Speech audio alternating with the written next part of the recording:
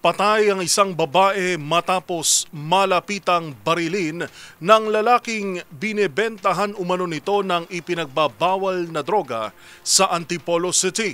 Ang suspect hindi umano nakapagtimpi sa biktima na ilang ulit siyang pinagmumura dahil lang hindi ito bumili ng kontrabando. Narito ang report ni Edniel Parosa.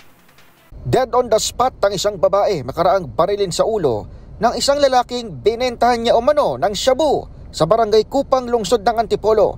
Ayon kay Police Lieutenant Colonel Mark Henry Garcia, Acting Chief of Police ng Antipolo, napiko ng suspect sa kanyang biktima.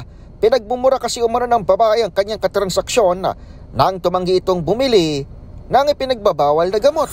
Tumanggi itong ating suspect. So pinagmumura itong ating suspect. So allegedly, yun yung naging dahilan. Makikita sa CCTV na sinundan pa ng suspect ang babae saka malapit ang tininga sa ulo habang naglalakad. Mabilis namang naaresto ang gunman sa hot pursuit lalo't nakilala ng witness ang suot niyang pangibaba. Na-recover din ang ginamit na baril sa insidente na itinapon sa crime scene ng tumakas ang lalaki. Sabi ni Garcia, negative naman sa impluwensya ng illegal drugs ang suspect pero may warrant of arrest sa kanya sa kasong robbery. Paalala ng kapulisan. Lalo po papalapit na po ating Kapaskuhan. So inaasahan na lalaki ang bilang ng tao dito sa area. Yung mga kawatan ay yun po ang opportunity din nila. Maharap sa kasong murder ang nahuling salarin.